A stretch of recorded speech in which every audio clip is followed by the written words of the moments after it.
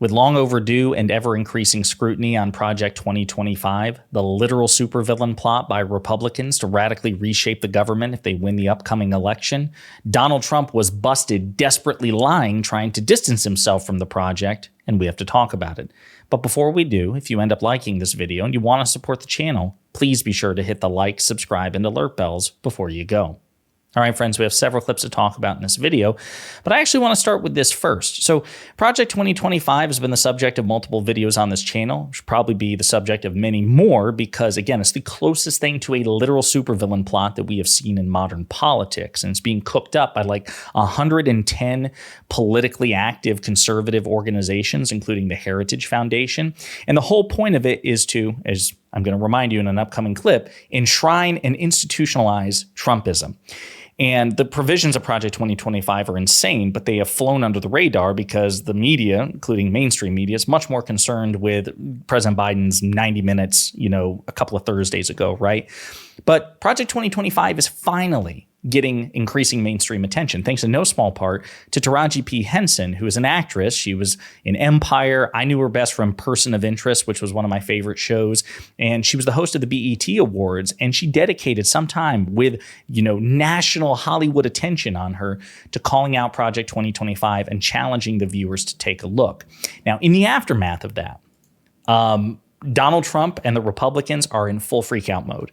So Donald Trump said this on Truth Social the other day. I know nothing about Project 2025. I have no idea who's behind it. I disagree with some of the things they're saying, and some of the things they're saying are absolutely ridiculous and abysmal. Anything they do, I wish them luck, but I have nothing to do with them. Very strange. You say you know nothing about Project 2025. That's a lie.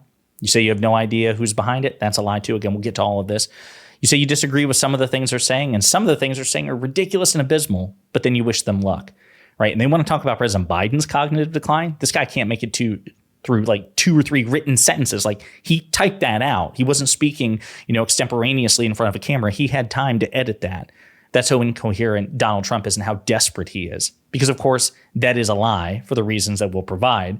Now, the Biden-Harris campaign just pounced on this. A desperate and lying Trump claims he knows nothing about his Project 2025 agenda, even though his top aides are the one behind the plan. It's a big one. And Andrew Bates of the White House pointed this out. The day Trump said this, at 11:29 a.m., Trump claimed he knows nothing about Project 2025, despite it being run by his top aides. Then at 1:23 p.m., Project 2025 tweeted that they do not speak for any candidate, though Trump's spokesperson does videos for them. Almost looks coordinated, says Andrew Bates. And indeed, it does. They are desperate to try to distance themselves with one another because they know the provisions of Project 2025 are wildly unpopular. Now, I'm going to play a clip from this. This is, you may recall this, we did a video about this. This is the president of the Conservative Heritage Foundation, Dr. Kevin Roberts, and this is what he had to say. Pay very close attention to his words. In his administration, if he wins. President Trump is going to make decisions about policy in his administration if he wins. Project 2025 is something that's going to transcend the next 4 years, the next 10 years. It really is, for the first time in the history of the conservative movement, the apparatus for policy and personnel. That's the most important thing to remember. I have one follow-up. It's just that you have said that this plan is about institutionalizing Trumpism. So, because I also know you all, not just the president of the Heritage Foundation, you're also president of the Heritage Action, which is the political action committee. And so, is it tied to Trump or not? I said the context for that comment to the New York Times was that the work of the Heritage Foundation was to institutionalize Trumpism. Trumpism as a new version of conservatism, a conservatism that recognizes that by every objective measure, the United States is weaker in 2024 than it was in 1984. We also happen to think that's reversible, by the way. We're ultimately optimists. And by institutionalizing Trumpism, what we're saying is that even though we are known as Ronald Reagan's think tank, I'm a son of the Reagan Revolution, I'm very proud of that, that's 40 years ago. And we need to understand what time it is in America. And right now, Donald Trump, whether someone likes it or not, I happen to like it, is the standard bearer for conservatism. Well, Michael, what? So again, one of the chief architects of Project 2025, the president of the 110 conservative organizations behind it, this guy, Dr. Kevin Roberts, says the whole point of Project 2025 is to institutionalize Trumpism. to institutionalize Trumpism, not just for a term, but for the next decade or several decades. And he thinks that Trump is the standard bearer for the modern conservative movement. He thinks that's a good thing. Sounds like he's behind Trump. Now, of course, you might, well, that doesn't mean that Trump knows who he is, except, oh my God, we've got video of them. Not only do we have videos of Trump speaking about the Heritage Foundation, addressing Dr. Kevin Roberts, this is a video of them shaking hands and congratulating each other at a public event. Heritage Foundation president, somebody else doing an unbelievable job. He's bringing it back to levels it's never seen. Dr. Kevin Roberts. Kevin, thank you, Kevin. It sounds like they're pretty tight, right? It sounds like they know each other. So, or I suppose it's possible that we caught Donald Trump in a moment of cognitive decline. He was either lying or Donald Trump is in cognitive decline. But I thought that was something we just talked about for President Biden. Interesting stuff. But again, it's not just Kevin Roberts. You also have Russ Vought, or Vote, I think is how it's pronounced. This is top Trump aide Russ Vought, one of the authors of Project 2025. And I say authors because they literally wrote a nearly 1,000-page tome detailing their fiendish schemes. I mean, they're not being subtle about it at all, folks. They're just probably banking on most Americans not reading it, right? But he is also in charge of the Republican Party's platform committee. Yes, the same person writing Project 2025 is writing Trump's GOP platform. So, again, I want to play this clip. I would like to now invite Acting Director of OMB, Russ Vought, to say a few words about the exciting news. And I want to thank Russ for doing an incredible job. And when Russ is finished, we're going to sign the executive orders. Thank you very much. That was Trump as president, again, name dropping one of the authors of Project 2025, a man who worked for him. So again, either Donald Trump is in severe cognitive decline or he's a liar, or I suppose it's possible that he's both, right? They're not mutually exclusive. Again, Biden-Harris, the official campaign, loves fact-checking this, and they should be pouncing on this. Trump just desperately tried to claim he knows nothing about Project 2025, but his super PAC is running ads promoting Project 2025 as Trump's Project 2025 with screenshots. Carolyn Levitt, who is his official press secretary, the Trump campaign's press secretary, is starring in recruitment advertisements for Project 2025. Of course, we played the clip where he's thanking him. We also have more. Again, Carolyn Levitt from Trump's official campaign, Project 2025 Presidential Administration Academy by the Heritage Foundation. Oof.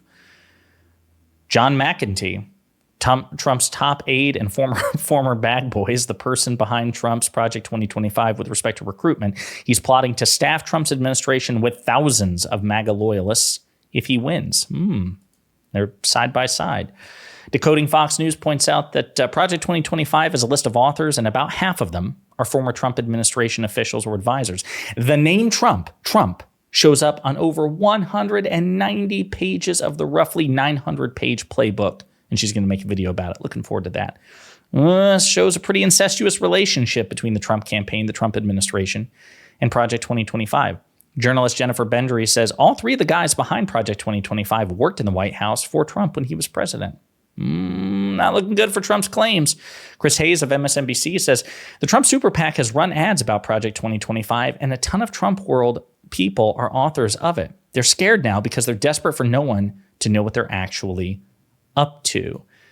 David Weigel points this out. Pattern here. Trump campaign repeatedly saying Project 2025 doesn't speak for them, urging the Republican National Committee to streamline the platform and avoid attackable stuff. Platform committee meeting without the press because they're desperate.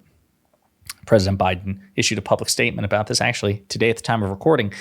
We can always rely on Donald Trump for one thing, to lie to the American people in pursuit of power. We saw that on the debate stage when he set a record. He lied about the economy, about his role in the January 6th insurrection, and about disrespecting our heroic service members. Donald Trump is lying again now. He's trying to hide his connections to his allies' extreme Project 2025 agenda. The only problem? It was written for him by those closest to him. Project 2025 should scare every single American. It would give Trump limitless power over our daily lives and let him use the presidency to exact revenge on his enemies, ban abortion nationwide, and punish women who have had an abortion, and gut the checks and balances that make America the greatest democracy in the world. It's extreme and dangerous. Trump's conservative Supreme Court has already given him a blank check to do virtually whatever he wants with no regard for the rule of law. If he wins, there is no question Trump will use it to pass his Project 2025 agenda. Together, we must defeat him. And they're right. Okay, we're going to read a couple of provisions about Project 2025 and then kind of wrap it up. But again, just really want to go through. And there was actually more evidence that we could provide. But again, Trump is objectively lying. There is a clear and unambiguous incestuous relationship between the Trump administration, the Trump campaign, the Heritage Foundation, and Project 2025. And to pretend otherwise is simply to lie. Max Burns says, here are just a few of the nightmares contained in Project 2025, the GOP's far-right extremist vision for a second Trump presidency. Kevin Roberts, again, the head of the Heritage Foundation, the guy we played in the first clip, his forward to Project 2025 calls for the president to use undefined emergency powers to prosecute companies involved in the production and sale of pornography. Using the 1873 Comstock anti-vice law to criminalize the sending of abortion pills, contraception, and literature, advocating for abortion through the U.S. Postal Service. And a ton of contraception and abortion pills are indeed sent through the mail. So this would gut reproductive health care and reproductive rights for women across the country. Reversing the FDA's approval of abortion pills and implement a ban on both the pill and surgical abortion nationwide. Eliminating the entire federal civil service and replacing it with appointees solely loyal to Donald Trump. That's the Schedule F executive order, which would take, instead of 4,000 political appointees that are appointed by the president and serve at the president's pleasure, would transform at least 50,000 civil servants, people who are experts in the field, people who work in the EPA, the Environmental Protection Agency, who work on climate, who work in law enforcement, all these things, experts who have accumulated experience and expertise under bipartisan administrations, who have worked for Republicans and Democrats. Well, it would get rid of them and instead appoint people loyal to Donald Trump. And that's their only criteria, just that they're loyal to Trump over the Constitution. It's pretty scary. Invoking the Insurrection Act on day one, whether there are protests or not, and empowering the military to serve as domestic law enforcement to crack down on peaceful protests, and so on and so on and so on. And I'll say, and we discussed this in a previous video, the Insurrection Act, by the way, that was written in its original conception at the time of Washington and Jefferson, and it was written with statesmen in mind. You know, presidents who could be trusted with the power of the office.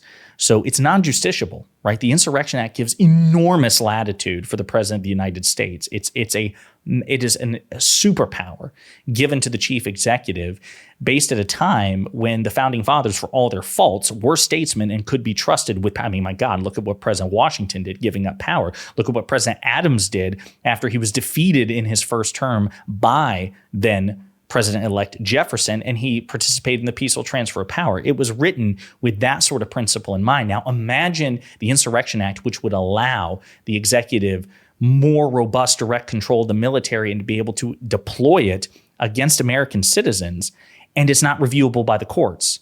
And the court, in this case, imagine even if it were reviewable, my God, there's a 6-3 conservative supermajority, and 3 of them were appointed by Trump. Folks, this is the nightmare scenario, and this is why before the election, Trump is desperate to distance himself from Project 2025.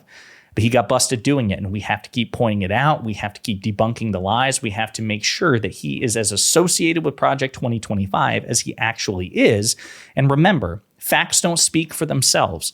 So simply assuming that because of all the things I pointed out, you know, all the clear associations between Trump and Project 2025, simply recognizing that those are fact isn't enough. We have to spread those facts persuasively and make sure Trump can't escape the terror associated with this literal supervillain plot. Let me know what you think in the comments.